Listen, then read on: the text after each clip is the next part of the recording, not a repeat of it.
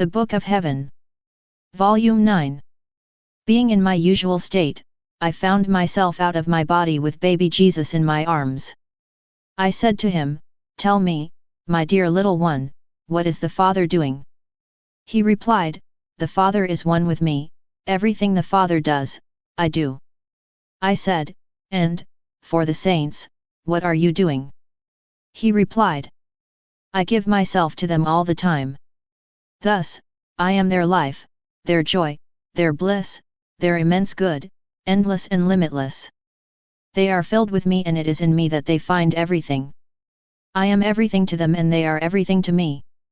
Hearing this, I made the capricious one by saying to him, "To the saints you give yourselves without ceasing. But, with me, you give yourself so thinly and at intervals. You go so far as to make me go part of the day without coming. Sometimes you wait so long that I am afraid that you won't come before the evening. And, then, I live a death of the most cruel. Yet you told me that you loved me very much." He replied, "My daughter, to you too I give myself without ceasing. Sometimes personally. Sometimes by grace. Sometimes through the light, and in many other ways. So how can you say that I don't love you very much?" At that moment, the thought came to me to ask him if my condition was in accordance with his will. That seems to me to be more important than what we were talking about. He therefore asked him the question. But he, instead of answering me, approached and put his tongue in my mouth, so that I could no longer speak. I could only suck something without knowing what it was. When he withdrew his tongue, I barely had time to tell him, "Lord, come back right now, who knows when you will come back?" He said, "I'll be back tonight." Then he disappeared. Being very suffering, to the point of not being able to move, I associated my little sufferings with those of Jesus. I was trying to put in it the intensity of love that he puts himself. When, through his sufferings, he glorifies the Father. To repair for our faults and to get us all the goods. I thought to myself, I will consider his sufferings as if they were mine and constituted my martyrdom. My bed as if it were my cross, and my stillness like the ropes that hold me attached so that I may be more precious in the eyes of my supreme good. But the executioners, I don't see them. Who then is the executioner who tears me so much and brings me to shreds? Not only in my exterior, but in the depths of my being, so much so that my life seems to want to burst? Ah! My executioner is my beloved Jesus himself. At that moment, he said to me, "My daughter, it is a very great honor for you that I am your executioner. I act towards you like a gentleman who is preparing to marry his fiancée and who, in order to make it more beautiful and more worthy of him, does not trust anyone else, not even his fiancée herself. It is he himself who washes it, combs it, dresses it, and adorns it with precious stones and diamonds. This is a great honor for the bride. In addition, she does not have to worry with questions like, will I please my husband or not? Will he like the way I am adorned or will he scold me like a fool for not knowing how to please him? This is how I act with my beloved wives. The love I have for them is so great that I don't trust anyone else. I even make myself their executioner, but an executioner in love. This is how. Sometimes I wash them. Sometimes I comb them. Sometimes I dress them so that they are even more beautiful. Sometimes I adorn them with precious stones. Not those that come from the earth and its superficial things, but those that come from the earth. That I bring out of the depths of their souls and which are formed by the touch of my fingers which create the suffering from which these stones result. My touch transforms into gold their wool, which reveals all kinds of magnificent things. The most beautiful crowns. The most magnificent clothes. The most fragrant flowers and the most pleasant melodies. Just as I gave birth to them with my own hands, with those same hands, I arrange them in such a way that they are more and more beautiful. All this happens in suffering souls. Therefore, am I not right to say that? What I do in you is a very great honor for you. I was in my usual state when my benevolent Jesus said to me in a soft voice, My daughter, mortifications, miseries, deprivations, pains, and crosses. Serve, for who knows how to welcome them well? To engrave my holiness in their souls. It is as if these people are embellished with all the varieties of divine colors. Their sufferings are heavenly perfumes whose souls become all fragrant. Being in my usual state, my kind Jesus showed himself briefly and said to me, My daughter, if someone speaks a lot, it is a sign that he is empty in his interior. While the one who is filled with God, finding more pleasure in his interior, does not want to lose this pleasure and speaks only out of necessity. And even when he speaks, it never leaves its interior end. He attempts, as far as he is concerned, to engrave in others what he feels in himself. On the other hand, the one who speaks a lot is not only empty of God, but, by his many words, he tries to empty others of God. Finding me in my usual state, blessed Jesus came and said to me, My daughter, the sun symbolizes grace. If he finds a void, whether it is a cave, an underground, a crack or a hole, provided that there is a void and a small opening to penetrate it, he enters and floods everything with light. This in no way reduces the light it gives elsewhere. And if its light does not illuminate more, it is not because it lacks it, but rather because it lacks space to diffuse it. So it is with my grace. More than a majestic sun, it envelopes all creatures with its beneficial radiance. However, it only enters hearts where it finds an empty space. So much emptiness it finds, so much light it makes penetrate. And this void, how is it formed? Humility is the spade that digs the heart and forms emptiness. Detachment from everything, including oneself, is emptiness par excellence. The window for bringing the light of grace into this void is trust in God and distrust of oneself. As much as trust is great, as much opens the door to let in the light and let more graces pass. The babysitter, which protects the light and which makes it increases peace. While I was in my usual state, Jesus showed himself briefly and said to me, My daughter, there is nothing that surpasses love, nor knowledge, nor dignity, and even less the nobility. At most, well-meaning people who use these things to speculate about me manage to improve somewhat their knowledge of me. But what leads the soul to make me its property? Love. What leads the soul to eat me like a dish? Love. Who loves me devours me and finds my being identified with each particle of his being. There is just as much difference between the one who truly loves me and others, regardless of their condition and qualities, that there is a difference between the one who knows a precious object, appreciates it and esteems it without being the owner, and the one who is the owner. Who is happiest? The one who only knows the object or the one who is the owner? Of course, the one who owns it. Love supplements knowledge and surpasses it. It replaces dignity and surpasses all dignities by giving divine dignity. It makes up for everything and surpasses everything. This morning, after communion, blessed Jesus did not come. I waited for it for a very long time, being between the waking state and sleep.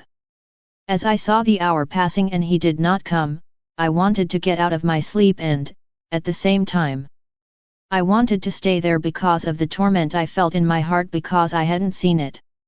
I felt like a child who wants to sleep but is forcibly awakened and then makes a scene. As I struggled to wake up, I said inwardly to Jesus, What a bitter separation! I feel lifeless while I live, and my life is more painful than death. May this deprivation be out of love for you. May this bitterness which I feel be out of love for you, that the torture that my heart lives is out of love for you. May the life that I do not feel while being alive be out of love for you. But, in order for everything to be more acceptable to you, I join my suffering to the intensity of your love. And, by joining my love to yours, I offer you your own love. While I was praying like this, he moved within me and said to me, how sweet and delectable in my ears is the note of love. Say it another time, repeat it again. Rejoice my hearing with those notes of love which are so harmonious that they descend to the depths of my heart and satiate my whole being. Yet, who could believe it? I am ashamed to say this. In my frustration I replied. You are consoled while I become more bitter. Monday Jesus garda le silence cum sil innovate pa ame ma réponse. De que je fus reveli, je repeti plus ears foi mes notes d'amour. Quant al oui, ilnes laisse en voir en entendre pour le reste de la journée. Je poursuivis dans monde état habituel et Jesus béni ne vina it pas. Néanmoins, durant toute la journée. Je me suis senti comme si quelqu'un tina it audacieux de moi et me presse de ne pas perdre un minute et de prière sans cesse. Cependant, un pensée me distrait.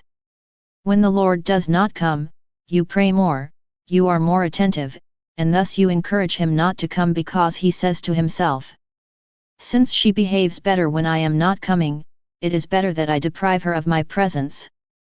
As I could not waste time stopping at this thought, I tried to slam the door in the face of this thought by saying, the more Jesus continues not to come, the more I will confuse him with my love. I don't want to give him the opportunity to feel sorry by stopping praying. That is what I can and will do. As for him, he is free to do what he wants. And, without stopping at the stupidity of the thought that had come to me, I continued to do what I had to do. In the evening, when I didn't even remember that this thought had come to me, the good Jesus came and said to me almost smiling, bravo, congratulations to my lover who wants to confuse me with her love.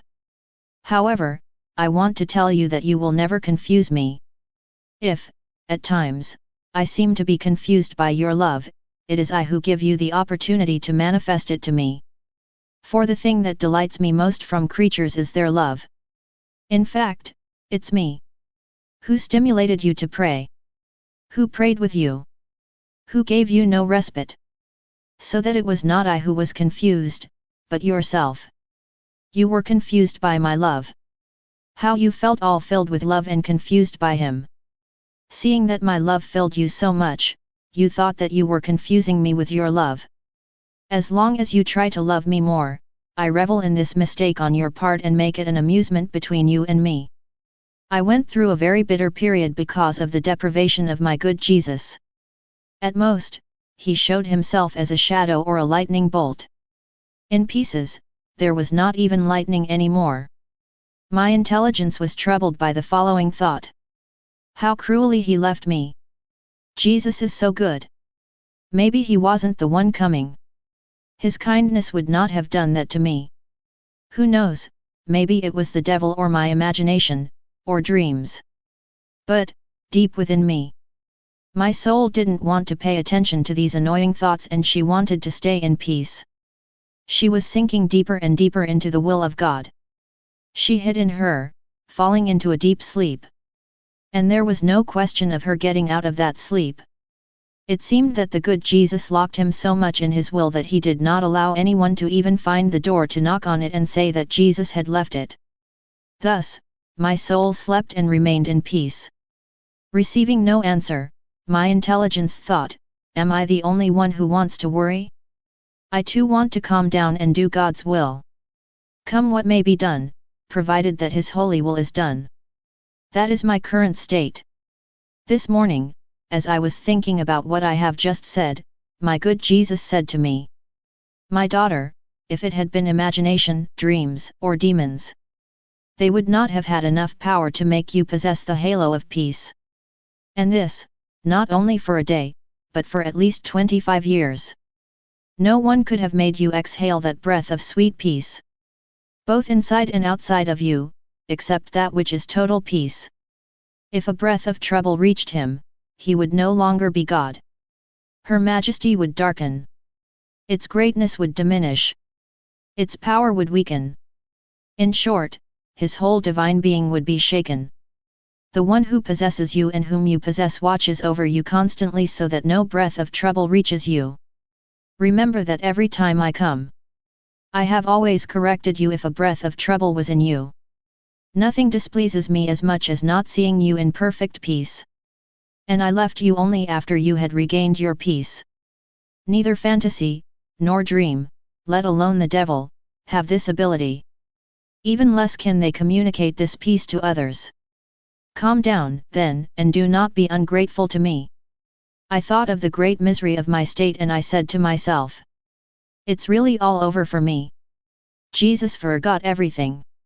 He no longer remembers the tribulations and sufferings that I experienced for so many years confined to bed out of love for him. My mind remembered some particularly great sufferings. The good Jesus said to me, my daughter, all that is done out of love for me. Enter into me and turns into my own works. And since my works are made for the good of all, that is to say, for travelers from below, for the souls of purgatory and for those of heaven, all that you have done and suffered for me is in me and accomplishes its mission for the good of all as well as my own works. Would you like to remember this for yourself alone? I replied, no, never, Lord. I still kept thinking about it, thus being somewhat distracted from my usual inner deeds. The good Jesus said to me, don't you want to stop this? I'm going to make you stop this myself. And he placed himself inside me and began to pray aloud, saying all that I had to say. Seeing this, I became confused and followed the good Jesus. When he saw that I was no longer paying attention to anything else, he fell silent and I continued alone to do what I used to do. Being in my usual state, I thought, what am I doing here on earth? I am no longer of any use. He does not come and I am like a useless object because, without him, I am worthless. I suffer from nothing, why keep me on this earth any longer? Appearing to me briefly, he said to me, my daughter, I keep you like a toy, and toys are not always kept in your hand, often, it is not touched for even months and months. However, when his owner wants to, he has fun with them for a long time. And you, wouldn't you like me to have one toy on earth? Let me have fun with you while you are on earth, and in return, I will let you have fun with me in heaven. Being in my usual state, I thought to myself, why does the Lord absolutely insist that no trouble should enter into me and that in all things I am always at peace? It seems that nothing pleases him. Even great works, heroic virtues or excruciating suffering, if he detects in the soul a lack of peace, he then seems disgusted and disappointed with this soul. At that moment, in a dignified and imposing voice, he answered my question by saying to me, because peace is a divine virtue, while other virtues are human. Thus, any virtue that is not haloed with peace cannot be called virtue, but rather vice. That is why peace is so close to my heart. Peace is the surest sign that one suffers and works for me. It is a foretaste of the peace that my children will enjoy with me in heaven. I was thinking about what I had written on the 27th of the previous month and I thought to myself, I, who thought I was something in the hands of the Lord, now I am just a toy. Toys are made of clay, earth, paper, elastic band, or other. And it is enough that they are escaped or that the slightest jolt happens to them so that they are broken and that, no longer being useful for the game, they are thrown away. Oh my good, how overwhelmed I feel at the thought that one day or another you might throw me away. The good Jesus then made himself seen by saying to me, my daughter, don't overwhelm yourself. When toys are made of worthless material and they break, they are thrown away. But, if they are made of gold, diamonds, or any other precious material, they are repaired and they are always used to amuse the one who has the happiness to possess them. This is what you are to me, a toy made of diamonds and extremely pure gold, because you have my image in you and I have paid the price of my blood to buy you. Moreover, you are adorned with sufferings similar to mine. Therefore, you are not a worthless object that I could throw away. You cost me dearly. You can be quiet, there is no danger that I will throw you away. Being very distressed because of my poor condition, I felt disgusted in my own eyes and abominable in God's eyes. I felt as if the Lord had left me halfway and that, without Him, I couldn't go any further. I had the feeling that He no longer wanted to use me to spare the world from punishment, and that was why He had removed from me the crosses, the thorns, and put an end to all participation in His passion and His communications. The only thing I saw was that He made sure I stayed in peace. My God, what pain! If you did not distract me from my loss of the cross, of you and of everything, I would die of pain. Ah! If it were not for your holy will, in what ocean of difficulties I would be drowned. Oh! Always keep me in your holy will, and that is enough for me. I was in my usual state and, crying, I said to myself, the good Jesus took no account of me, nor of my years spent in bed, nor of my sacrifices, of nothing, otherwise He wouldn't have left me. And I was crying and crying. At one point, I felt that He was moving in me and I lost consciousness. However, even out of my body, I kept crying. Then, as if a door had opened in me, I saw Jesus. I felt so irritated that I didn't tell her anything and just kept crying. He told me, calm down, don't cry. If you cry, I feel that my heart is touched and I faint from love for you. Do you want to increase my suffering because of your love? Then, taking a majestic look and as if sitting on a throne in my heart, He seemed to hold a pen and write. Turning to me, He said to me, see if I don't take your things into account. Not only from your years spent in bed, of your sacrifices, but still thoughts you had for me. I write your affections, your desires, everything, and even what you would like to do and suffer. But that you can't because I don't allow you.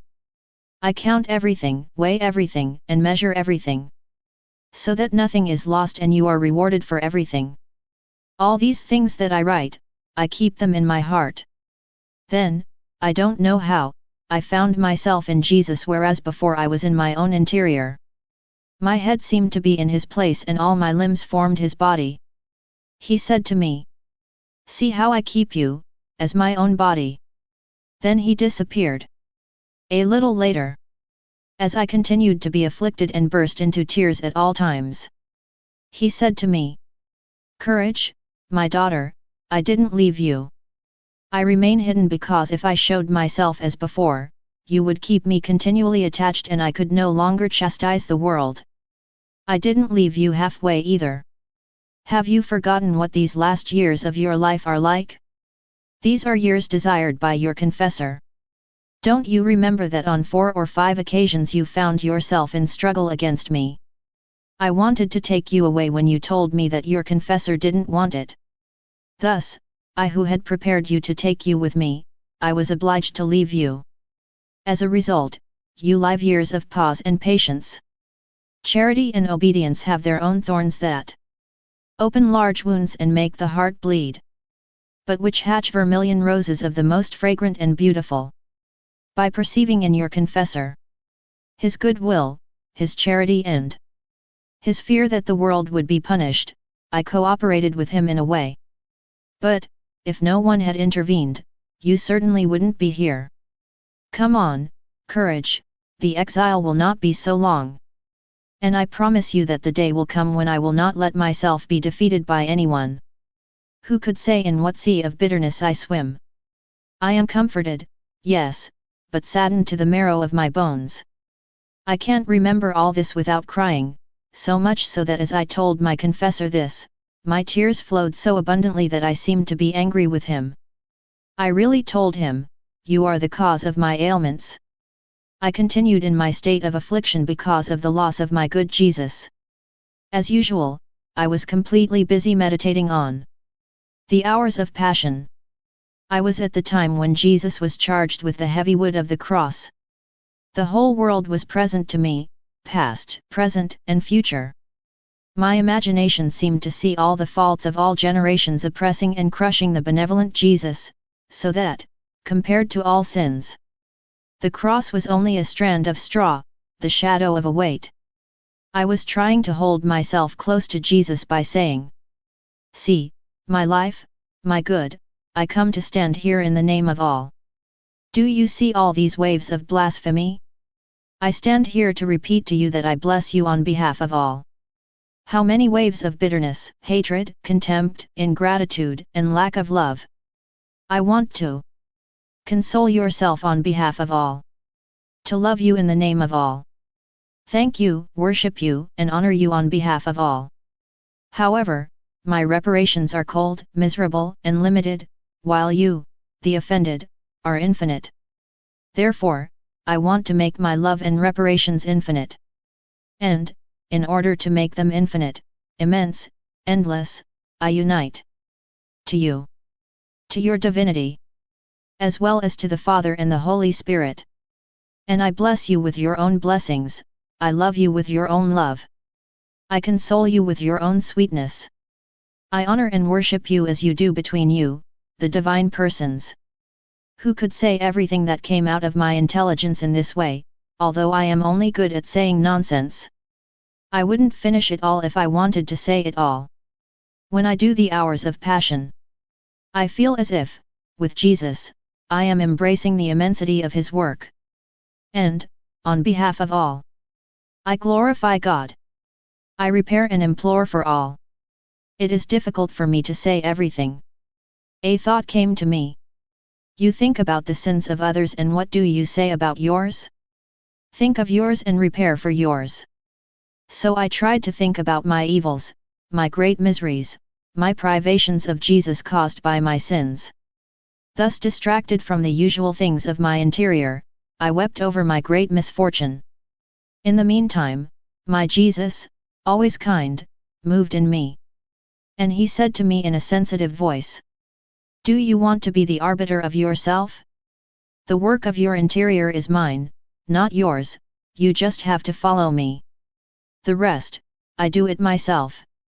You must stop thinking about yourself, do nothing but what I want. I will take care of your evils and possessions myself.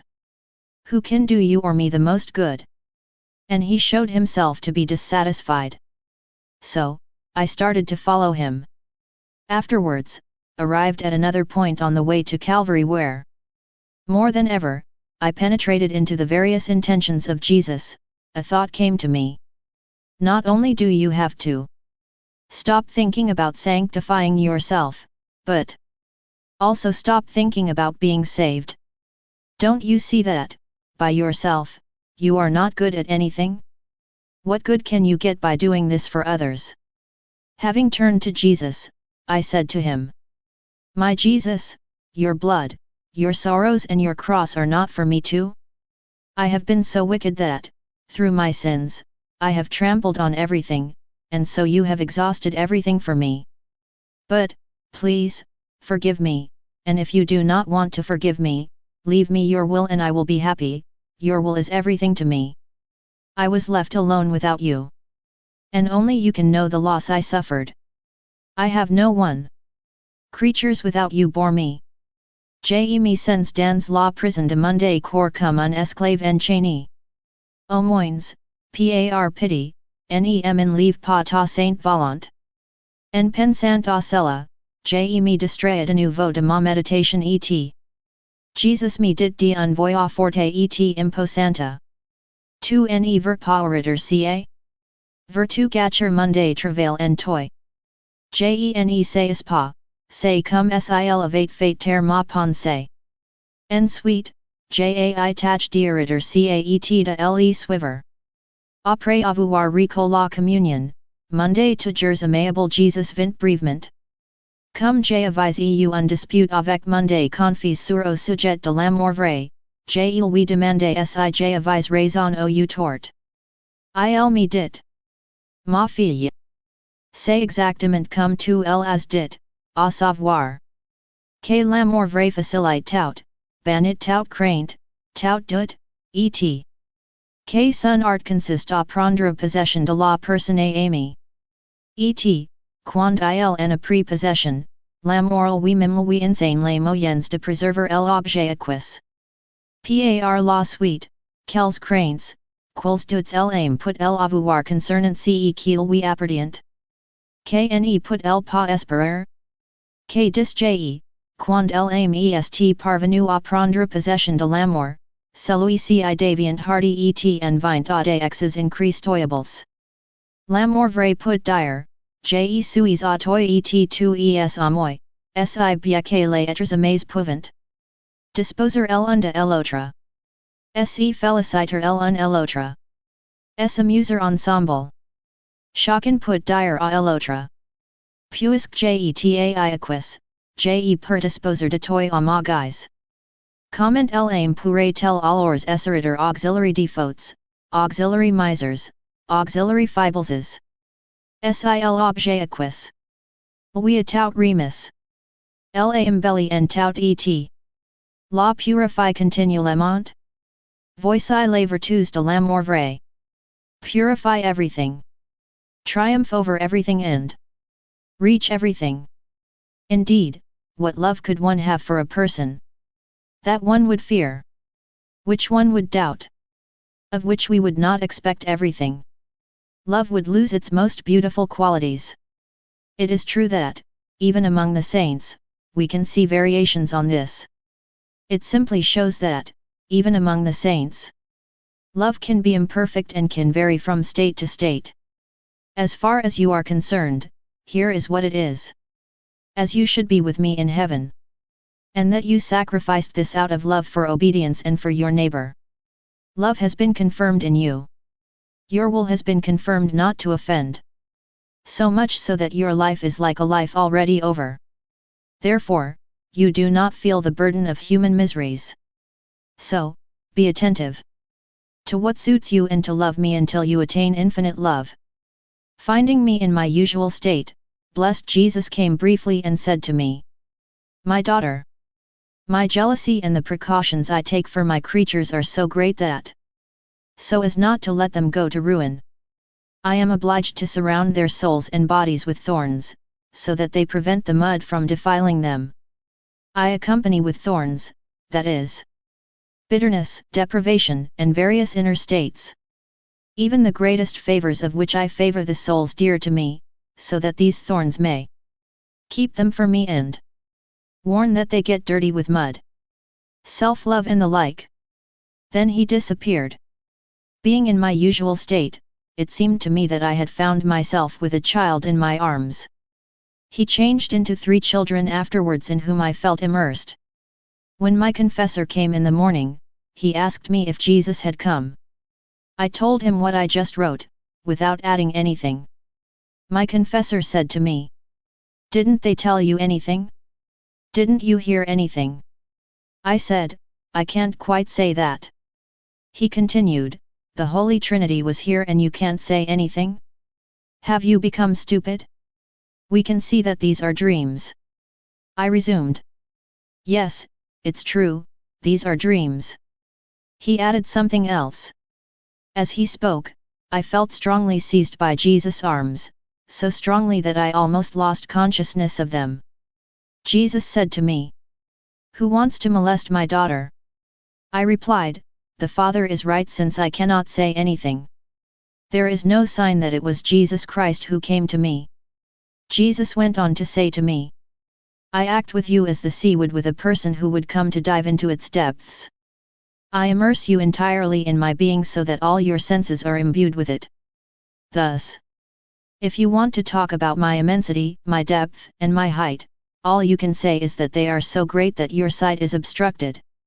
If you want to talk about my delights and my qualities, all you can say is that there are so many of them that as soon as you open your mouth to count them, you drown in them. And so on for the rest. On the other hand, what happens? You say I didn't give you any sign that it was me? It's not true.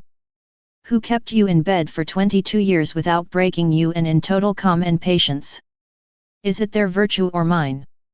And what about the tests they made you undergo in the first years of your in the present state, when they made you stand still for 17 or 18 days without taking any food, was it they or I who kept you? After that, as my confessor had called me, I returned to my body. Then he celebrated Holy Mass and I received communion. Then Jesus returned. I complained that he was not coming as before, that the great love he had for me seemed to have changed coldly. I told him, "Every time I complain, you make excuses. Thus, you say that you want to chastise and that is why you do not come. But I don't believe that. Who knows what evil is in my soul, that's why you don't come. At least tell me, so that whatever the price, including the price of my life, I remove it. Without you, I can't be. Think what you want, I can't go ahead like this. Whether I am either with you on earth or with you in heaven." Cutting me off, Jesus said to me, calm down, I am not far from you. I am always with you. You don't always see me, but I'm always with you. What do I say? I am deep in your heart to rest. And, while you seek me and live your privations with patience, you surround me with flowers to comfort me and allow me to rest more in peace. While he was saying this, there seemed to be so many varied flowers around him that they almost hit him. He added, "You do not believe that it is to chastise the world that I deprive you of me. And yet, it is indeed so. When you least expect it, you'll hear about things that will happen." While he was saying this, he showed me wars throughout the world, revolutions against the church and churches on fire. This was almost imminent. Me trouvant dans monde état habituel, je pensais auxiliary choses de monde passé. Le bon Jesus se montre brèvement etil me dit. Ma fille. Net attard pas au passé parce que le passé est déjà en moi et parce que ty attarder pour rate. Te distraire et te mener à gâcher le petit bout de chemin qu'il reste à parcourir, à ralentir ton pas. On the other hand, by focusing your attention only on the present, you will have more courage. Thou shalt keep oneself more closely bound to me. You will advance further on your path and there will be no danger that you will be deceived. After receiving Holy Communion, I said to my adorable Jesus, I am now closely related to you, I am even identified with you. And since we are one, I leave my being in you and I take yours. I leave you my mind and I take the tien. I leave you my eyes, my mouth, my heart, my hands, my steps, and the rest. Oh! How happy I will be from now on! I will think with your spirit. I will look with your eyes, I will speak with your mouth, I will love with your heart, I will act with your hands. I will walk with your feet, and the rest. And if there is an obstacle, I will say, I left my being in Jesus and took his, so go to him, he will answer you in my place. Oh! How happy I feel! Ah! I also want to take your beatitude, don't I, Jesus? But, oh my life and my good, by your beatitude, you make all heaven happy, while I, by taking your beatitude, make no one happy. Jesus said to me, my daughter, you too, by taking my being as well as my beatitude, you can make others happy. Why does my being have the power to spread happiness? Because everything is harmony in me. One virtue harmonizes with another, justice with mercy, holiness with beauty, wisdom with strength, immensity with depth and height, and so on. Everything is harmony in me, nothing is discordant. This harmony makes me happy and fills with happiness all those who approach me. Also, putting on my being. Make sure that all the virtues harmonize in you. This harmony will communicate beatitude to whoever approaches you. Because, if he sees in you kindness, gentleness, patience, charity and equality in all things, he will feel happy to be near you.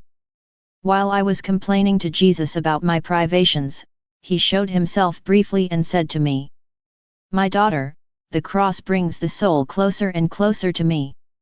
These privations from which you suffer make you hover above yourself.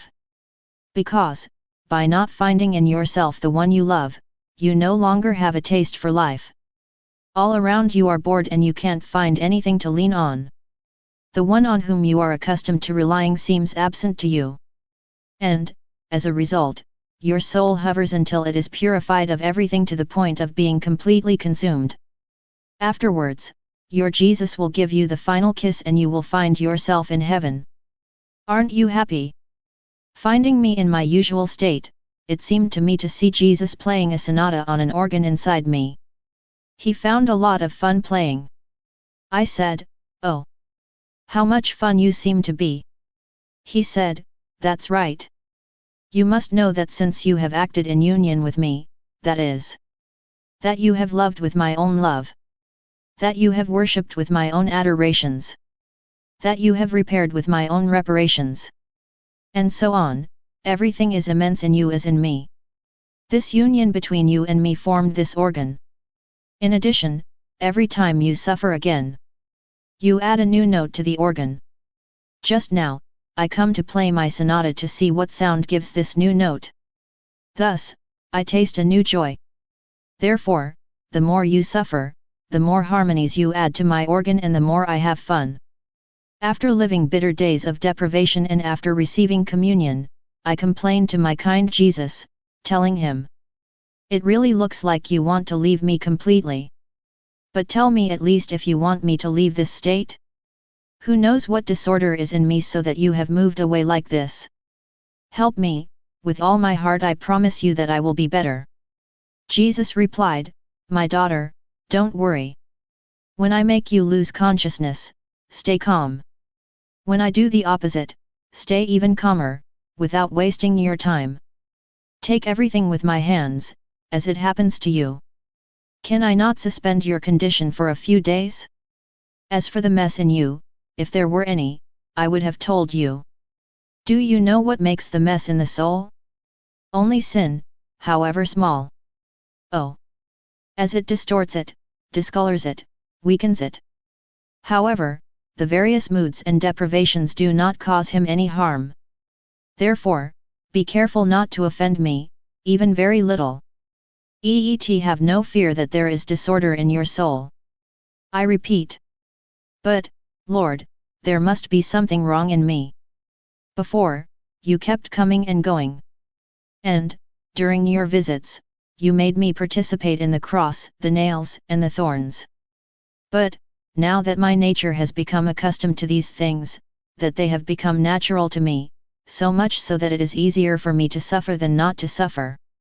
You withdraw. How come there's nothing important going on in me anymore? With gentleness, Jesus said to me, "Listen, my daughter. I have had to arrange your soul so that you may delight in suffering, so that I can do my work there. I had to test you, surprise you, burden you with suffering so that your nature would be reborn to a new life. I have completed this work since your participation in my sufferings has become permanent, sometimes more, sometimes less. Now that this work has been completed, I enjoy it. Don't you want me to rest? Listen, don't think about this, let your Jesus who loves you so much do it. I know. When my activity is necessary in you and when I have to rest from my work." Finding me in my usual state, my sweet Jesus came briefly. He said to me, "My daughter. He who considers the cross from a human point of view finds it muddy and, therefore, heavy and bitter. On the other hand, he who considers the cross from a divine point of view finds it full of light, light and soft." Looking at life from a human point of view, one is devoid of graces, strength and light. Therefore, we come to say things like, "Why did this person do this wrong to me? Why did this other one cause me this sorrow? Did she slander me?" And we fill ourselves with indignation, anger, ideas of revenge. Thus, the cross seems muddy, dark, heavy, and bitter to us. On the other hand, divine ways of thinking are filled with graces, strength and light, therefore, one does not have the taste to say, "Lord, why did you do this to me?" On the contrary, we humiliate ourselves, we resign ourselves. And the cross becomes light and brings to the soul light and sweetness.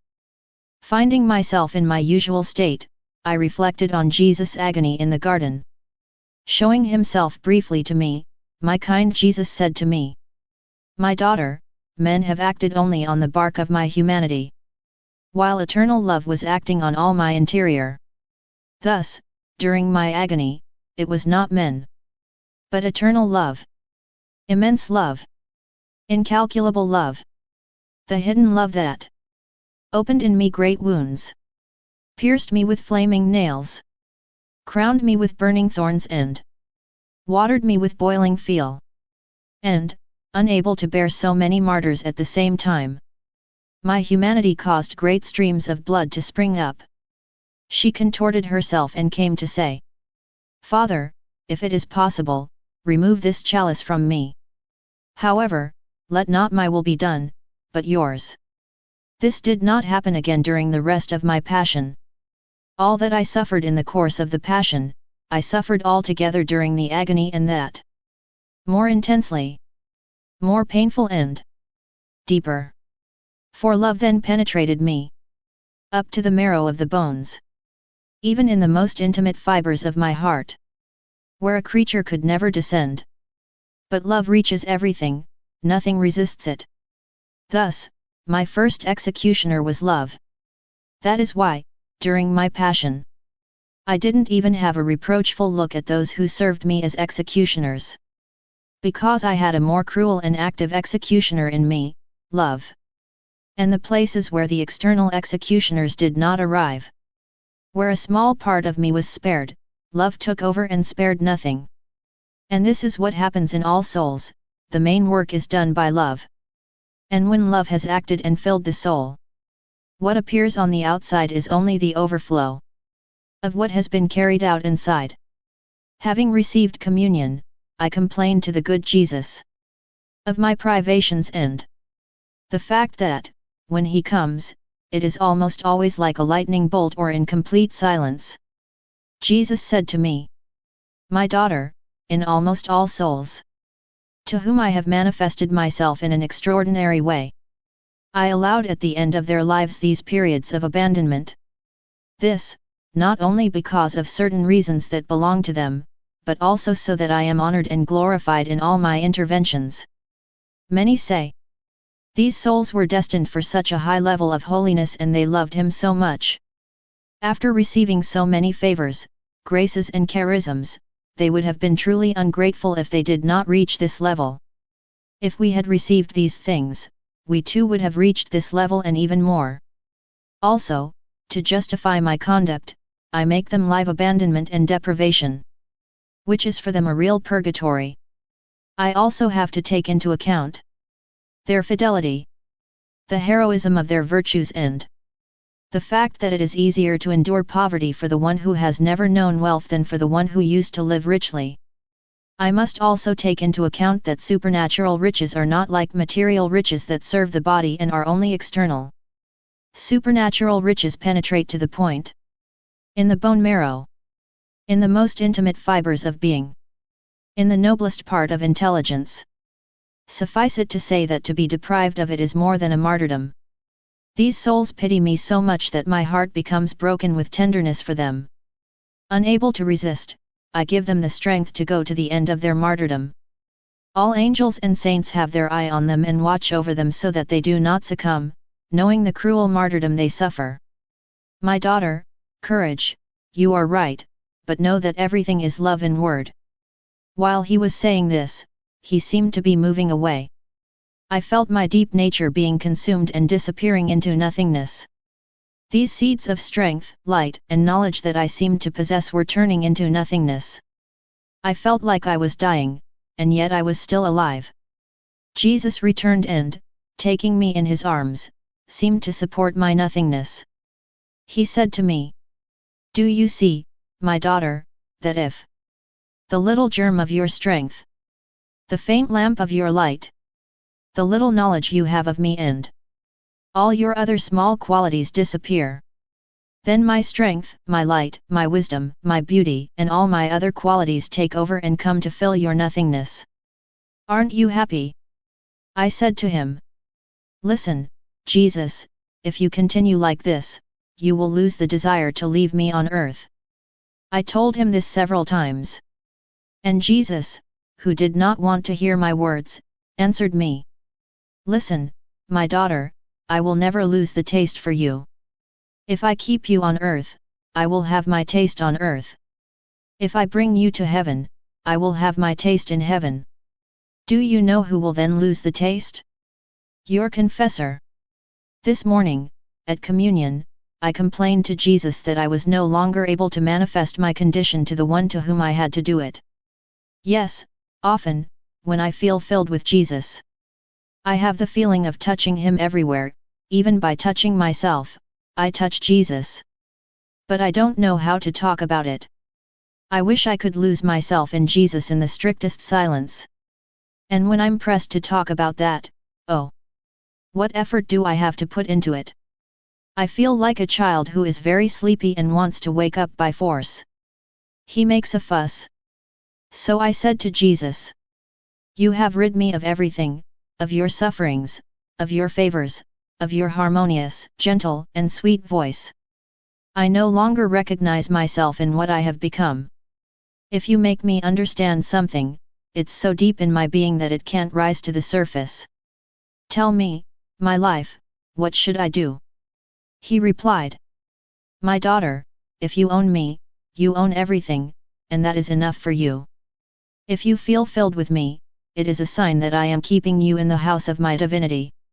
If a rich person admits a poor person to his home, he gives him everything he needs, even if he does not talk to him all the time or do not caress him. Otherwise, it would be a disgrace to her. And am I not more than this rich person? Therefore, calm down and try to manifest what you can to your confessor. For the rest, give up everything to my care. My state of deprivation continues and even worsens. Oh God! What a tumble! I never thought I would end up this way. I hope at least never to leave the circle of your most holy will. She is everything to me. J aureus le gout de pleurer sur monde et lamentable et say cekje feis parfois. Mais Jesus me reprimanda alors en me disant des choses comme. Tu verdon de murmures toujours un filet? Envoie bien que j'ai affaire à une petite fille. Gene pour pas me faire à toi. J'espérais trouver en toi el héroïsme du sacrifice pour moi. Mais j'ai trouvé à la place les larmes d'une petite fille qui ne veut pas se sacrifier. Ainsi, quand j'ai pleure, il monter plus d'etilva jusque ne pas venir du tout cejour la. Par consequent, je suis obligé to arm myself with courage and to suppress my tears by telling him. You say that it is out of love that you deprive me of your presence. And, for my part, it is out of love for you that I accept this deprivation. Out of love for you, I won't cry. And if I can do that, he is a little more forgiving. Otherwise he punishes me more strongly. Which makes me live a continual death while remaining alive. So, after spending a day like this, I couldn't suppress my tears. Jesus made me pay for it as I deserved. But late at night, having mercy on me, he manifested himself as if a small window of light had opened in my mind. He said to me, Don't you want to understand that before you leave this world, you must die to everything? To suffering, to desires, to favors. Everything in you must die in my will and in my love. In heaven, what enters eternity is only my will and my love. All other virtues come to an end, patience, obedience, suffering, desires. Only my will and love never end. Therefore, you must die in advance in my will and in love.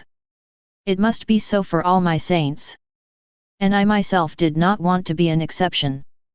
Having been forsaken by the Father. In order to die totally in His will and in His love. Oh! How much I wish I had suffered more. Oh!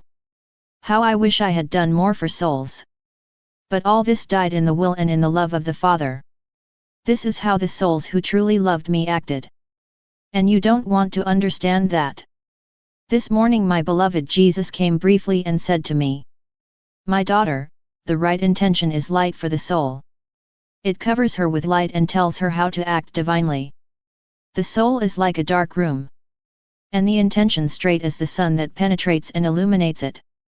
With the difference that the sun does not change the walls into light, while acting with rectitude transforms everything into light. I was in my usual state and the good Jesus came briefly. He said to me, "My daughter, my will perfects love, modifies it, constrains it, and sanctifies it." Love sometimes wants to escape and devour everything. But my will seeks to subdue him by telling him, "Calm, don't run like that because you could hurt yourself. By wanting to devour everything, you could deceive yourself." Love is pure to the extent that it conforms to my will. The two walk hand in hand and constantly give each other the kiss of peace. Sometimes, because of his mood or because, after escaping, he did not succeed as he wanted. Love wants to criticize me or sit lazily. Alors ma volonté l'aiguillonner en lui disant, "Vieta el avant, les vrais amoureux ne sont pas perçus, ils ne font pas du surplace. L'amour n'est en sécurité que lorsqu'il est vécu dans ma volonté. L'amour est attire à gauche et à droite et porte auxiliary x's.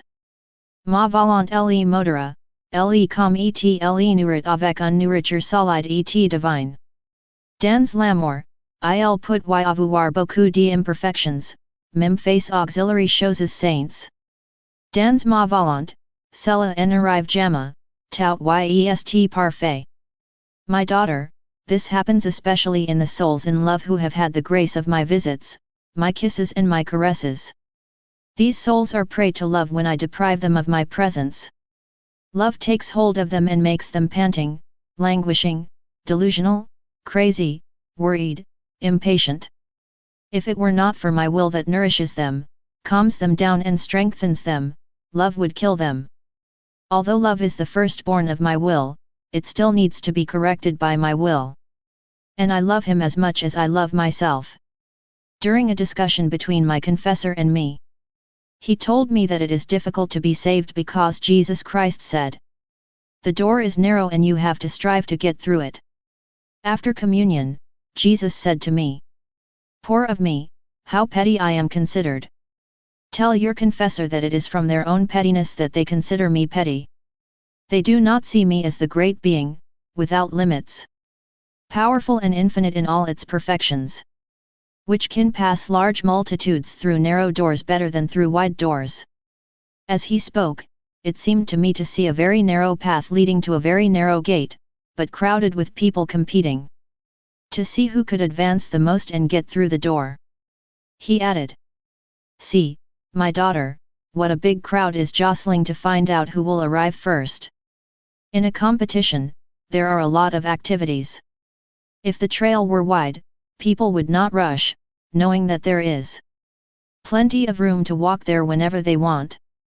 However, while they take their time well, death could occur and they might not be on their way on the narrow path. They would then find themselves on the threshold of the wide gate of hell. Oh! How useful this narrowness is! The phenomenon occurs even among you. If there is a party or service offered and we know that the place is small, many will hurry to get there. And there will be more people to enjoy the party or service. But if we know that there are a lot of places, we will not rush and there will be fewer spectators. Because, knowing that there is room for everyone, everyone will take their time. Some will arrive in the middle of the show, others towards the end, others will arrive when it's all over and they won't enjoy anything. This is the case with salvation. If his path were wide, few would hasten to arrive. And the feast of heaven would be for few people. I was in my usual state and complained to my Jesus that I was being deprived of him. He came briefly and said to me, "My daughter, I advise you not to leave my will because my will carries so much power that it is like a new baptism for the soul, and even more. Whereas, in the sacraments, my grace is received partially. In my will, it is received in fullness. Through baptism, the task of original sin is removed, but the passions and weaknesses remain. In my will, destroying his personal will, the soul destroys its passions, its weaknesses, and all that is human in it. She lives virtues, strength, and all divine qualities. Hearing this, I thought, he's going to end up telling me that living in his will is greater than communion itself. He continued. Of course, of course.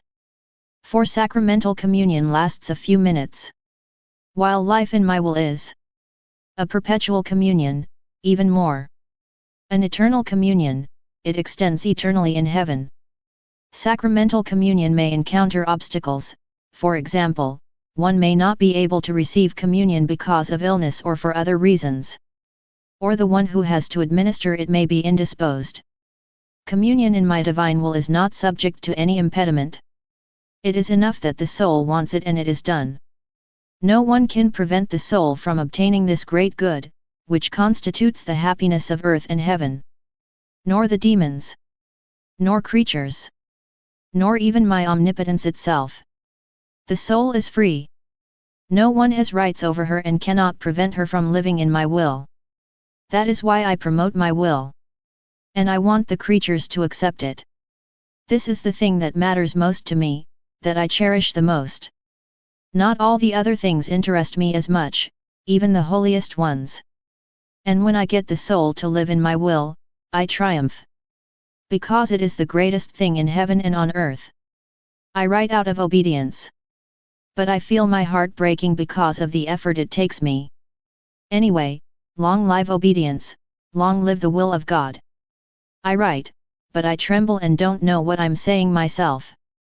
Obedience wants me to write something about how I prepare for communion and how I do my thanksgiving. I can't say anything about it.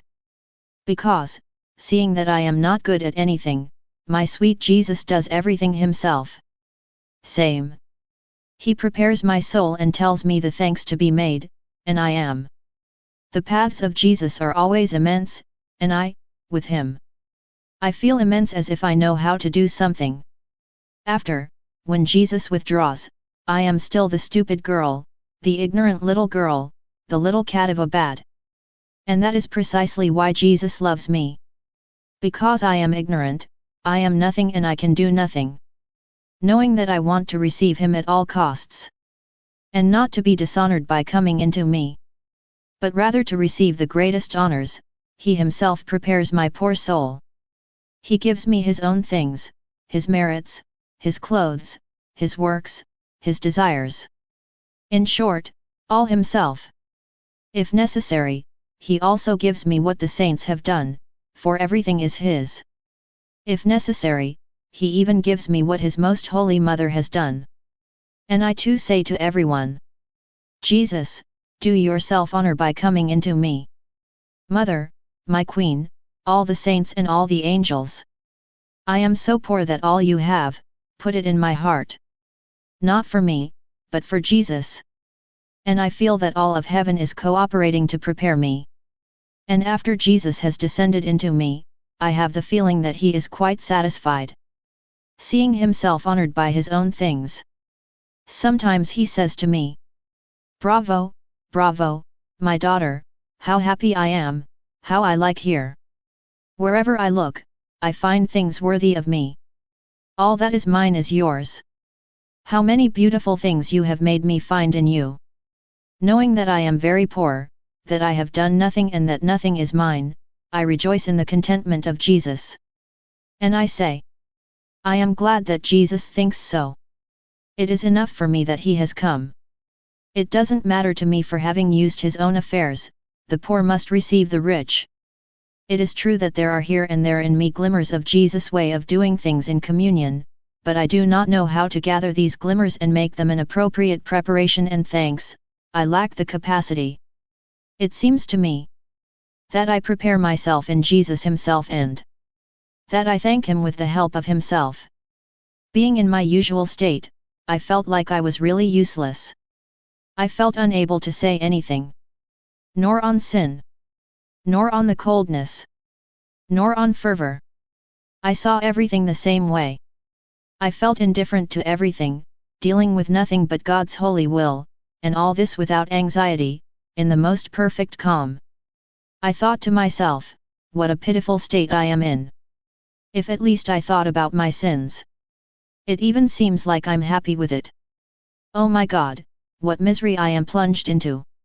While I entertained these thoughts, my beloved Jesus came and he said to me, "My daughter, those who live here on earth and breathe the air that everyone breathes are forced to feel the various variations in climate. Cold, heat, rain, hail, winds, nights, days. But those who live up there, where the air no longer exists, are not subject to climate variations. Because, there is only the perfect day. Not feeling these mutations, they don't worry about anything at all. This is the case for the one who lives only from the divine air. Since my being is not subject to change but is always the same. Always in peace and in perfect contentment. What is astonishing that she who lives in me, of my will and of my own air, doesn't worry about anything at all? Would you rather live here on earth as the majority does? That is, out of me, with human air, passions, etc. Feeling very bad as if everything was over for me. I complained to Jesus about the total neglect he made me live. He said to me, "My daughter, these are the ways of God, to die and to be resurrected without ceasing. Nature itself is subject to these deaths and resurrections. Thus, the flower is born and then dies, but to resurrect more beautiful. If she never died, it would age, lose the vivacity of its colors, the aroma of its perfume. Here too there is a resemblance to my being, always old and always new. We put the grain in the ground as if to make it die. And, indeed, it dies, to the point of becoming dust. Then it resurrects even more beautiful, and even multiplied. That is the case for everything else. If this happens in the natural order, it happens much more in the spiritual order, where the soul must live these deaths and resurrections. While it seems to have triumphed over everything and abound in fervor, in graces, in union with me, in virtues, and that she seems to have acquired new lives on all points, I hide and everything seems to die for her. I beat her as a true master so that everything dies for her. And when I see that everything is dead for her, like the sun, I appear. And, with me, everything resurrects and becomes more beautiful, more vigorous, more faithful, more grateful, more humble. So that if there was something human in her, death destroyed him, resurrecting everything to a new life. I was in my usual state, all filled with privations and bitterness, and I meditated on the agony of our Lord. He said to me, "My daughter, I wanted to suffer the agony in the garden to help especially the dying to die well. See how this agony corresponds well to the agony of Christians. Weariness, sadness, anguish, and sweats of blood. I felt the death of each and every one. As if I really died for everyone in particular. Thus, I felt the weariness, sadness, and anguish of each one. And, through my sufferings, I offered them help, comfort, and hope. By feeling the death of each one, I obtained for them the grace to die in me. As if their breath and mine were one, and to be immediately beatified by my divinity. If I suffered my agony in the garden especially for the dying, my agony on the cross was to help them. At their very last moment. To their last breath. These were two different agonies. My agony in the garden was full of sadness, fear, anxiety, and fear, while my agony on the cross was filled with peace and unperturbed calm. If I then shouted "Cedio, I'm thirsty," it was extreme thirst. That I felt that all exhale their last breath in mine. Seeing that many were going to ignore this desire, in deep sorrow, I shouted "Cedio." This Cedio continues to be heard by everyone and everyone. Like a bell at the door of their hearts. I thirst for you, O soul. Please. Never come out of me, but enter into me and exhale with me. Thus, I dedicated 6 hours of my passion to help men die well. The 3 in the garden to help them during their agony and the 3 on the cross to help them with their very last breath.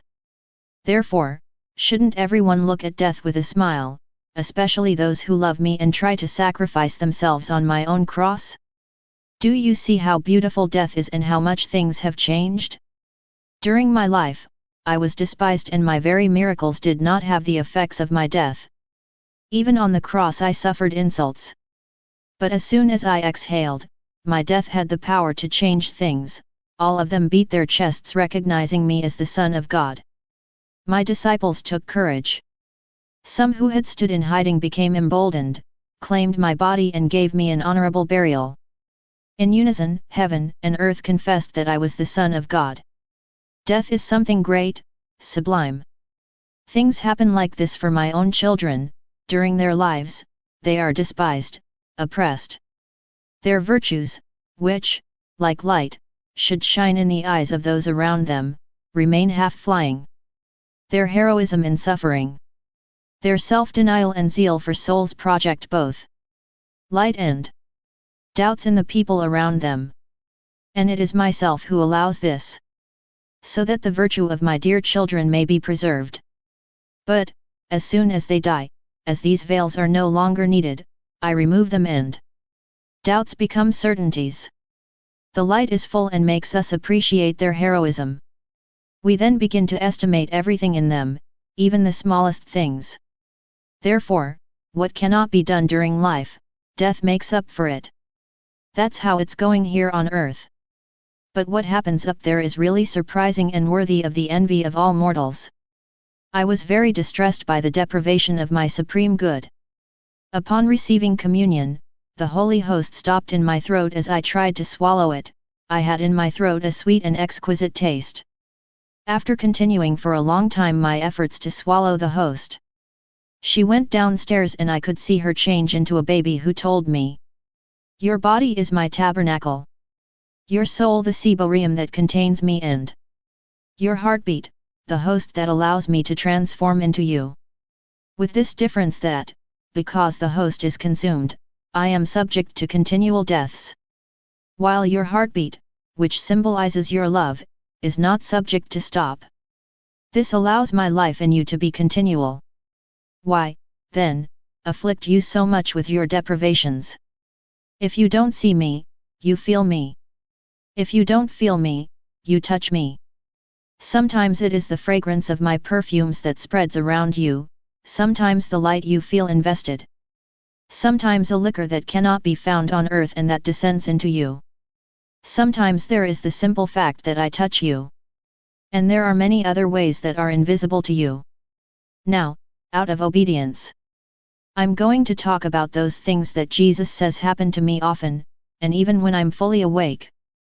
This perfume that I am unable to describe, I call it the perfume of love. I feel it at communion, when I pray, when I work, especially when I have not seen it. And I say to myself, today you didn't come. Don't you know, oh Jesus, that I can't and won't be without you? Immediately, I feel as if invested by this perfume. Other times, when I move or shake my bed sheets, I feel this scent and from my inside I hear Jesus say to me, I am here. Other times, when I am all afflicted and about to look up, a ray of light presents itself to my sight. But these things, I don't really take them into account, they don't take me. Do not satisfy. The only thing that makes me happy is Jesus himself. Everything else, I receive in a certain indifference. I wrote this out of pure obedience. I was in my usual state and felt very mean.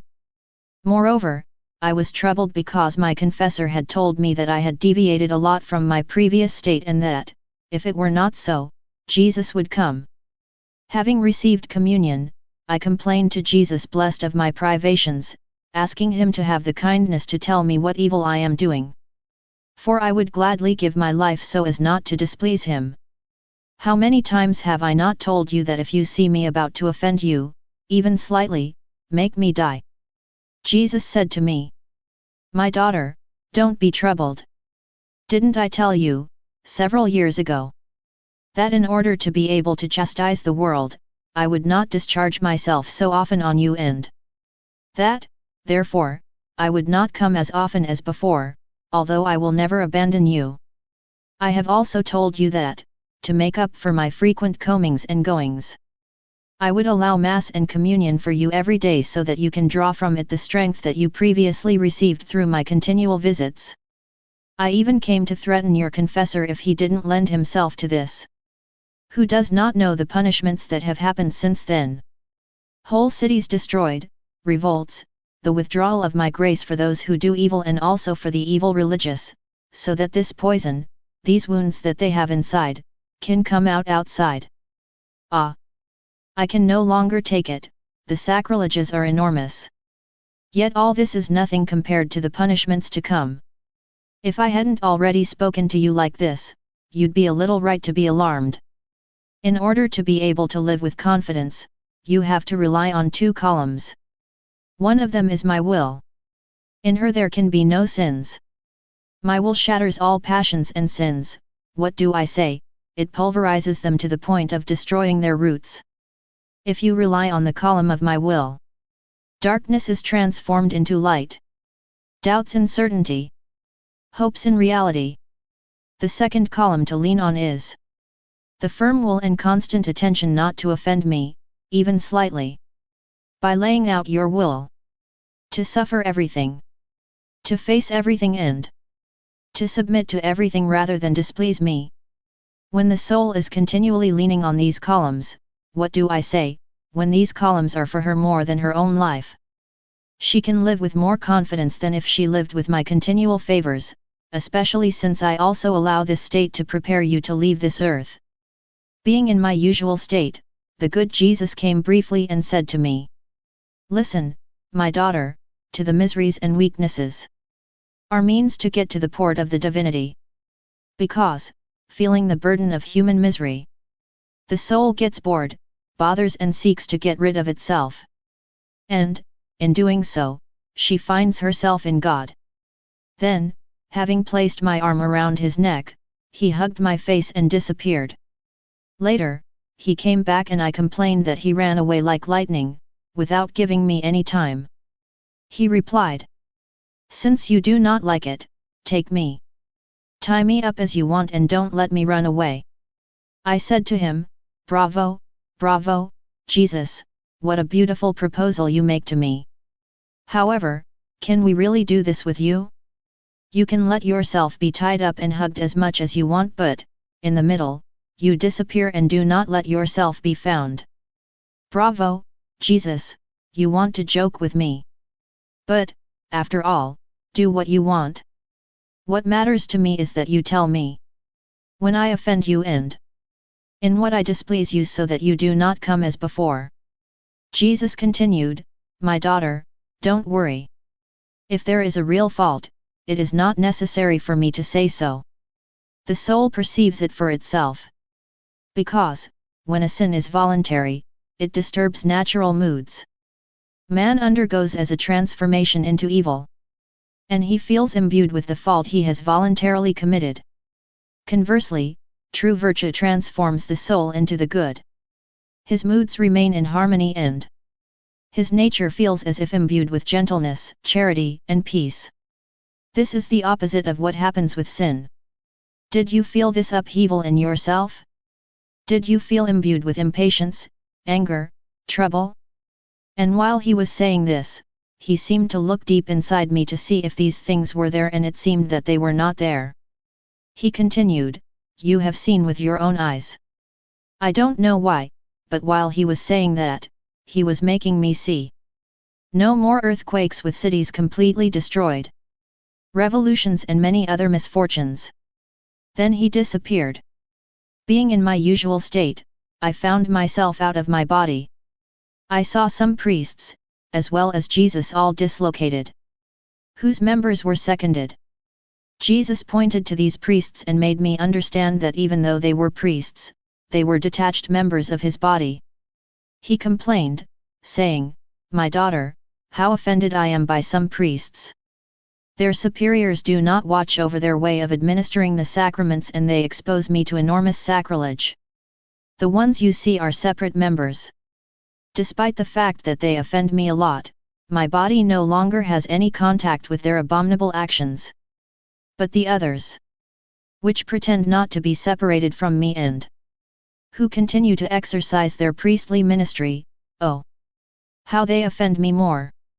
What an atrocious massacre I am exposed to, how many punishments they attract! I can't stand them any more. As he said this, I saw several priests fleeing from the church and turning against her to wage war on her. I looked at these priests with great sadness. I felt a light that made me understand that the origin of evil in some priests is that they direct souls over human things, all material, without strict necessity. These human things constitute for the priest a net that obsesses his mind, makes his heart insensitive to divine things and hinders his steps on the path that should be his according to his ministry. This is also a net for souls. For because these priests are too concerned with human things, graces remain absent from them. Oh! How much harm is committed by these priests, how much carnage of souls they do! May the Lord enlighten everyone. I was in my usual state. I found myself out of my body inside a church. Above the altar, there was the heavenly Queen with the crying child Jesus. By a sign of the eyes, my heavenly Mother made me understand to take the child in my arms and to do everything possible to calm him down.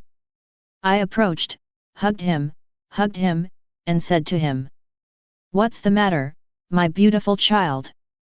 Confide in me. Isn't love the balm and appeasement of all sorrows? Isn't it love that makes us forget everything, that softens everything and that soothes after quarrels? If you cry, there must be something discordant between your love and that of creatures. Therefore, let us love each other. Give me your love and I, with your own love, will love you." Who could say all the nonsense I told him like that? He seemed to have calmed down a little, but not completely. Then he disappeared. The next day, out of my body again, I found myself in a garden where I was doing away of the cross. In doing so, I found myself with Jesus in my arms. When I arrived at the 11th station, Jesus most holy, unable to restrain himself, stopped me and, bringing his mouth closer to mine, poured into it something that was both liquid and dense. The liquid part, I was able to drink it, but the dense part did not want to go down. To the point that when Jesus moved his mouth away from mine, I had to throw it back to the ground. Then I looked at Jesus and saw that a dense, very black liquid was flowing from his mouth. I was frightened and said to him, "I think that you are not Jesus, the Son of God and Mary the Mother of God, but the demon. It is true that I want you and that I love you. But it is only Jesus whom I want. Never the demon. I don't want to know anything about the devil. I'd rather be without Jesus than deal with the devil at all." To be more sure, I made the sign of the cross on Jesus and then on myself. So, to remove all fear from me, Jesus took up the black liquid in him. This liquid whose sight I could not bear. He said to me, "My daughter, I am not the devil. What you see is nothing else. That the great iniquities that creatures do against me, and which I will pour out on them. For I can no longer keep them in me. I poured it into you and you couldn't hold everything back. You threw him on the ground. I will continue to pay it on them." While he was saying this, he made me understand what plagues he will rain from heaven. He will envelop people in mourning and in bitter tears. The little he has poured into me will spare our city, at least partially. He made me see a lot of mortalities as a result of epidemics and earthquakes, as well as other misfortunes. So many desolations, so many miseries. Being in my usual state, I had lost consciousness. I saw many people fleeing Jesus most holy. He fled and fled, but wherever he went, he could not find a place. Finally, he came to me all dripping with sweat, tired and afflicted. He threw himself into my arms, hugged me very tightly, and said to those who pursued him, "From this soul, you cannot make me flee." Sheepish, they withdrew. Jesus said to me, "Girl, I can't take it any more, give me a little refreshment. And he began to drink from my womb. Then I reintegrated my body. I was thinking of Jesus, carrying his cross on the way to Calvary at the moment, where he met women and where, ignoring his sufferings, he took care of consoling them, responding to them, and instructing them. How all was love in Jesus. It was he who needed to be consoled, and yet it was he who consoled. And in what state he was! All covered with wounds, the head pierced with sharp spines, panting and almost dying under the cross. However, he consoled others. What an example! What a shame for us who only need a small cross to make us forget the duty to console others. Then I remembered the times when, overwhelmed by suffering or by the deprivation of Jesus, and filled with bitterness to the marrow of my bones, I tried to console and teach those around me, forgetting myself. Incited to this by Jesus himself, in order to imitate him in this particular moment of his passion. Then I started thanking him to be now free and exempt from being surrounded by people, because of the obedience that keeps me withdrawn, which allows me to take care of myself. Then, moving in me, Jesus said to me, "My daughter." It was a comfort to me and I felt relieved. Especially because these women really came to do me good. In these days, there is truly a lack of those people who put the true inner spirit in souls, not having it in themselves. They are unable to infuse it into others. They are susceptible, scrupulous, frivolous souls, without true detachment from everything and everyone. This produces sterile virtues that die before hatching. And there are some who believe in advancing souls by advocating meticulousness and scruple. Rather, they are real hindrances for souls. My love remains fasting with them. As for you, as I have given you much light on the inner ways and that I made you understand the truth about true virtues and true love, I could by your mouth make others understand the truth about the true paths of the virtues. I was delighted about that. I said to him, "But, most holy Jesus, after the great sacrifice I had made, these people were going gossip. Obedience has rightly forbidden the coming of these people." He continued, "Here's the mistake, pay attention to gossip and not to the good one has to do. On me too they have come together.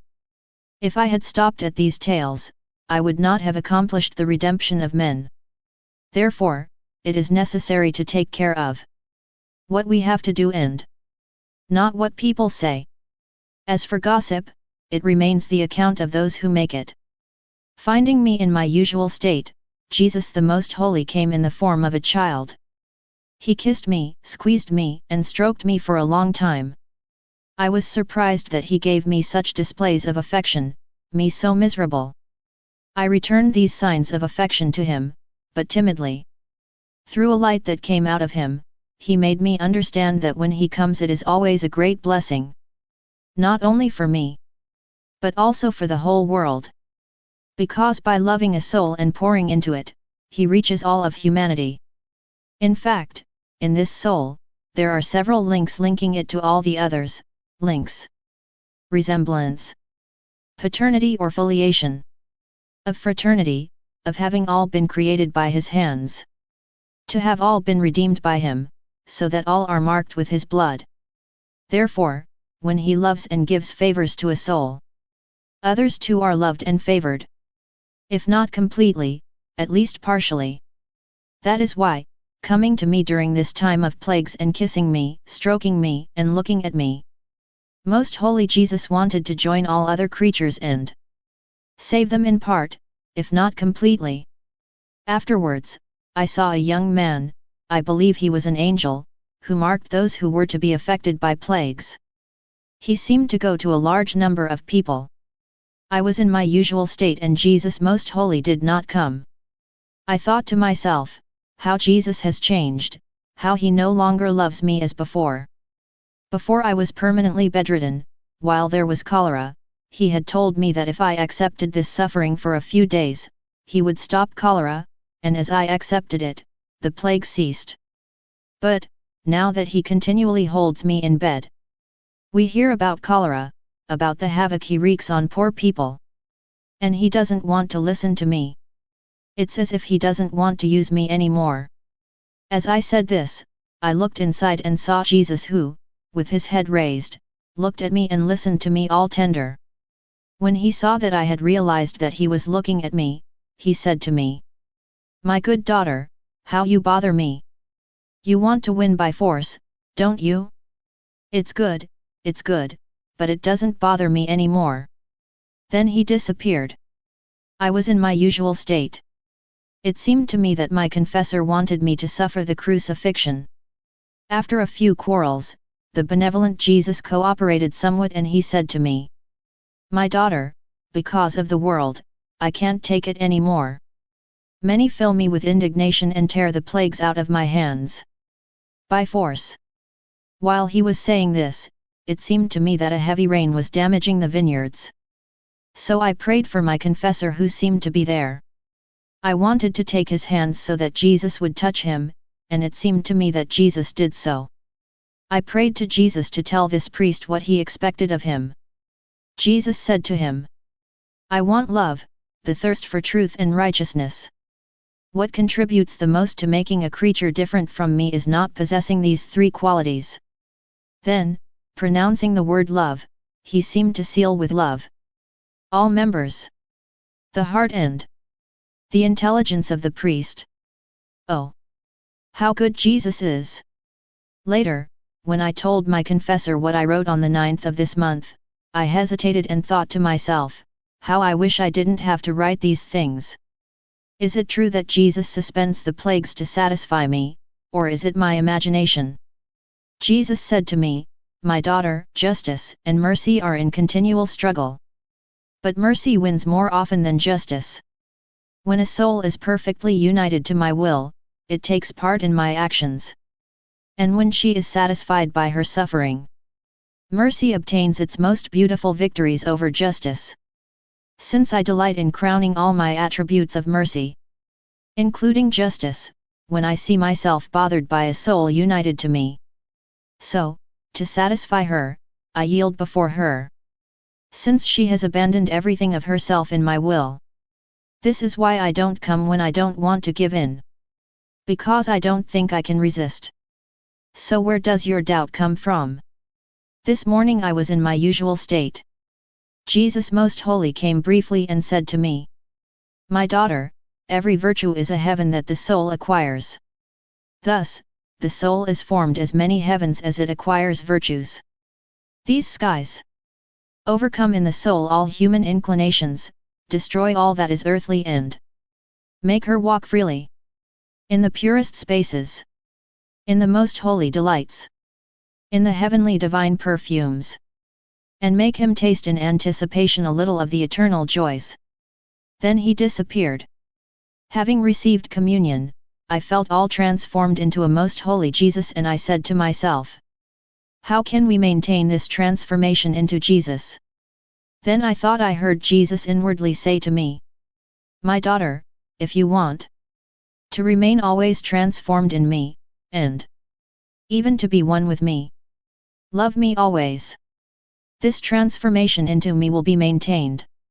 In fact, love is a fire. Any piece of wood thrown into it, small or large, green or dry, takes the form of this fire and turns into fire itself. After several pieces of wood were burned, they are no longer distinguished from each other, including the pieces that were green of those that were dry. We only see the fire. So it is for the soul that never ceases to love me. Love is the fire that transforms the soul into God. Love unites its flames. Invest all human actions and give them the form of divine actions." I was in my usual state. I prayed to my Jesus with love, to obtain the happy passage into the other life of a priest, who had been my confessor for several years. I said to my beloved Jesus, "Remember how many sacrifices he made, how zealously he worked for your honor and glory, and everything he did for me. How much did he not suffer? Deign to give it back to him by making him pass straight to heaven. Jesus Most Holy said to me, My daughter, I don't look so much at sacrifices, than to the love with which they are made, and to the union with me in which they are made. The more the soul is united to me, the more I take into consideration his sacrifices. If the soul is very closely united with me, I attach great importance to his small sacrifices because, in this union, there is the measure of love. The measure of love is an eternal and limitless measure. On the other hand, for the soul, who sacrifices himself a lot but who is not united with me, I look at his sacrifices as those of a stranger and I give her the reward she deserves, a limited reward. Imagine a father and a son who love each other very much.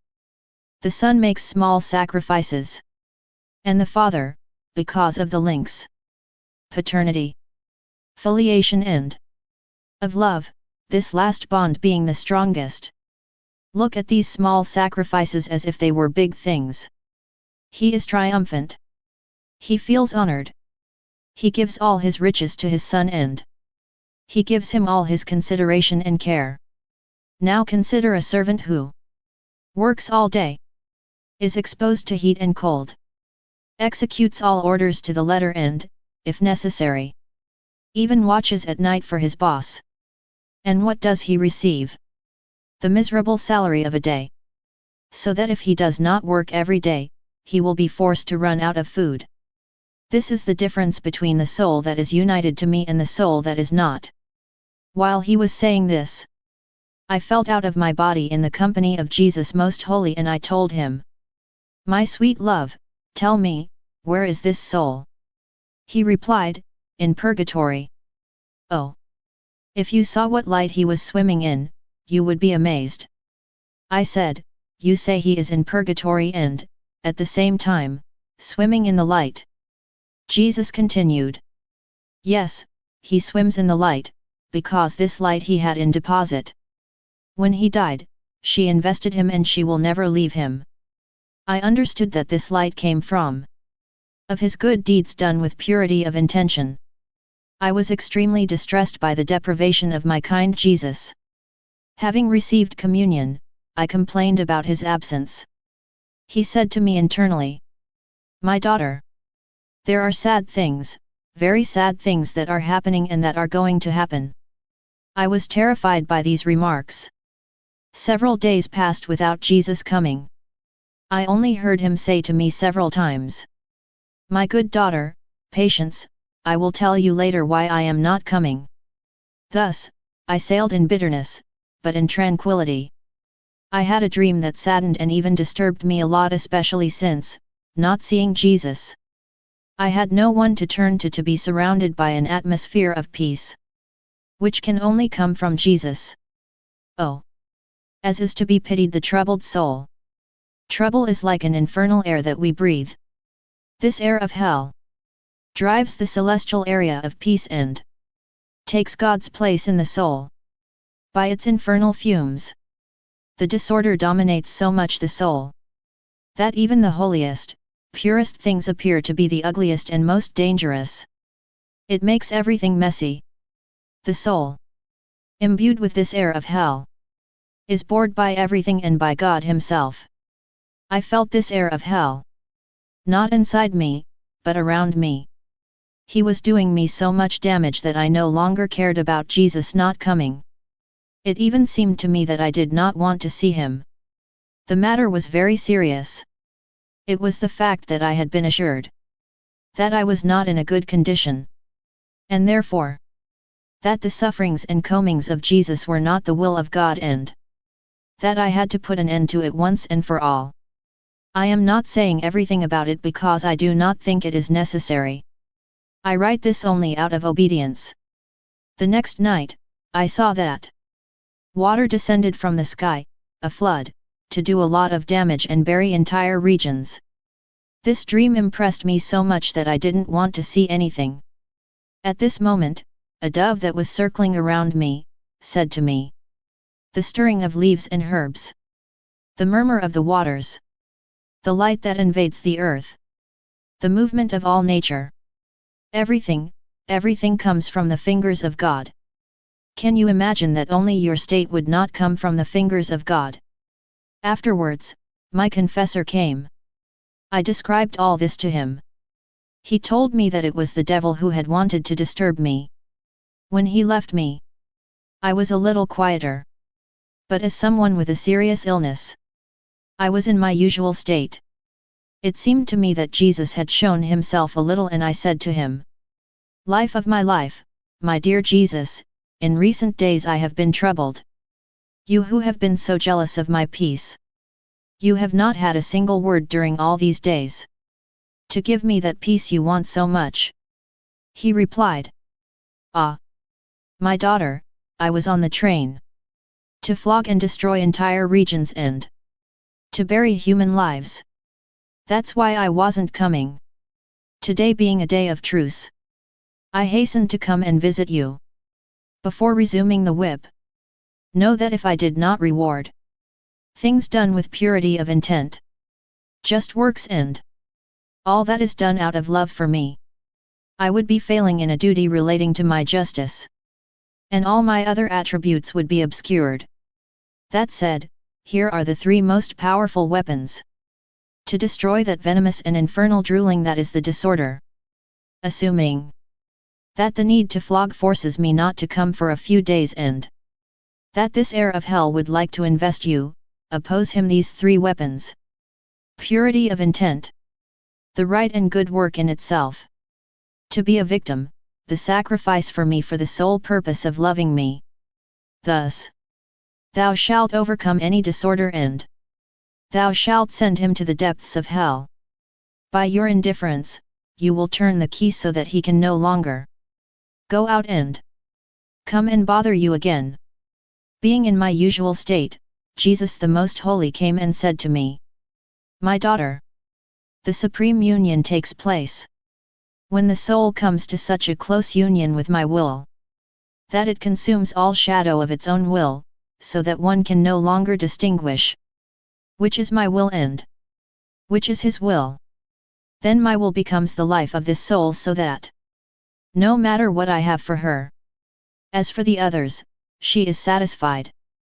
Everything seems appropriate to him, death, life, the cross, poverty, etc. She considers all these things as belonging to her and serving to maintain her life. She reaches such a point that even punishments do not frighten her. It is filled with the divine will in everything. If I want something, she wants it too, and if she wants something, I grant it to her. I do what she wants and she does what I want. This is the last breath of the consumption of the human will in mine. That so many times I have asked you, and that obedience and charity towards one's neighbor have not allowed you. Many times. It is I who have yielded before you by not chastising. But you did not yield before me. This forced me to hide from you, to be free.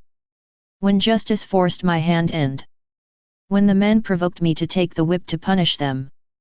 If, during the action of flogging, I had had you with me, with my will, I might have limited and diminished the scourge. Because there is no greater power in heaven and on earth than a soul that, in everything and for everything, is consumed in my will. This soul reaches the point to weaken me and to disarm me as he pleases. This is the supreme union. There is also the mixed union, in which the soul is resigned, yes, but it does not consider my provisions as being her own things, as being his life. She do not revel in my will, or does not dissolve his own in mine. I look at her, yes, but she doesn't arrive. That I fall in love with her, that I may become mad with her, as is the case for souls in the supreme union. This morning, Jesus Most Holy showed himself in my interior in an attitude of relaxation. In order to recover from all the bitterness that creatures give him, he said to me these simple words, "You are my paradise on earth, my comfort." Then he disappeared. Love is a fire, and any piece of wood that is thrown into it, small or large, green or dry, takes the form of this fire and turns into fire itself. After several pieces of wood were burned, they are no longer distinguished from each other, including the pieces that were green from those that were dry. We only see the fire. So it is for the soul that never ceases to love me. Love is the fire that transforms the soul into God. Love unites. His flames invest all human actions and give them the form of divine actions.